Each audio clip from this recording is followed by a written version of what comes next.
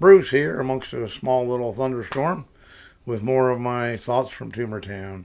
And today, uh, almost the final chapter of my time in Hollywood. so, uh, you know, my time at ABC came to an end. My film, short film had done whatever it was going to do. There was really no more exposure, anything I was going to get out of that. I had been, implied into the Directors Guild training program because of the strikes. I got a notice that that would be postponed for 2 years. They wouldn't even be considering anything for 2 years. I cycled back, of course, with NBC, everybody else. Nobody was hiring. Nobody was doing anything. I managed to get an interview with Goodson Todman, thanks to my relationship with the talent coordinator from Family Feud. But unfortunately, that was a house that was largely comprised of ex-CBS pages and production assistants. So they really looked down on me. Didn't have anything to do with me. I didn't get the job. What can I say? That's the way it goes. But, at least I got in and I got a shot at it. Now, I had also, at this time, I had gotten involved in doing a student project with the American Film Institute. The American Film Institute was kind of a racket, if you will. You would pay a lot of money to do a 1-year course to get a certificate, right?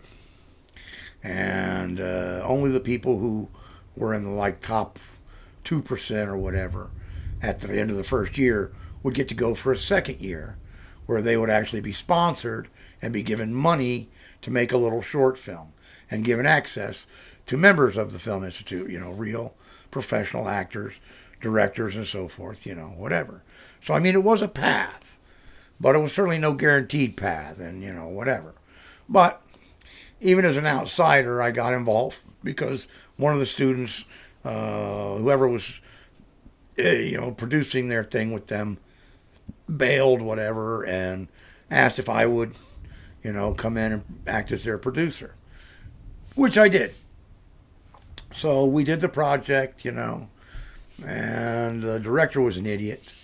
The lady who just didn't understand anything, but, she had a lot of money, so she was just there doing her thing, whatever. So, and all the criticism that was given to the piece were all things I had told her, don't do, do something this, do that, do whatever. But nobody listened to me. Because back then was the period when directors ruled, producers sat in the back and kept their mouths shut.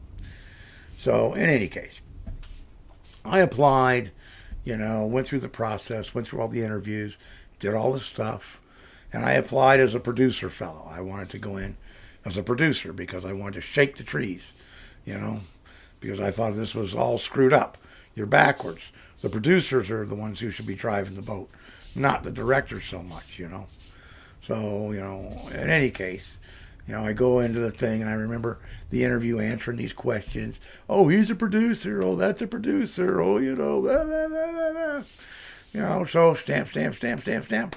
Yes, you pass with flying colors and everything.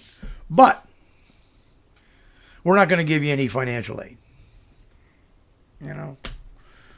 Excuse me? You're treating me like I'm some high school kid. Looking at my parents to draw some money. And I could not get them to go over that. I just could not convince them to not do that. So, no. There was no way I was going. There was no way I could. I couldn't afford to pay that kind of money and work and pay rent and everything else and do it. There was just no way. So that was off the table. So basically I went back to work at Pacific Stereo to make some money so I could figure out what to do. And, nobody knew when the strikes were going to end. And I just was really, at that moment, very disheartened. And I just thought, I've given it my best, and everything that's happened in the last 6 months, that's closed all these doors were all things that were out of my control, right? I couldn't control them. They just happened to me. And now I'm in a position where I can't do anything. I'm stuck, you know. And again, another one of those things, you know, what should I have just hung with it until the strikes ended and start again and go at it? I don't know. I didn't. I just basically packed up my tent and said, to heck with it. I'm going to go home, go back to Central Florida. And because I felt in a stupid, naive sort of way that if I got back to Central Florida, I could hook up with the local PBS station and we could make some quality television, you know? You know, like Frontline, Nova, this sort of stuff, you know. That was very naive of me. But, you know, that's what I was thinking at the time. So I packed up and home I went. And my time in lovely California came to an end, as sad as that was. You know, I look back and I still say that it was one of the most exciting, creative periods of my entire life, without question. I was more alive during that time probably than I was at any other time in my life. It was just incredible. You know, but that's the way it ended, and I came back. So the next chapters in my life are where I try to pick up the pieces here in lovely Central Florida that lead me to where I am now today. And we'll go down that road a little bit here in the next couple videos and see where all that takes us. There's some fun there, some not so fun, but, you know, all in all, it's been a pretty good ride. All right.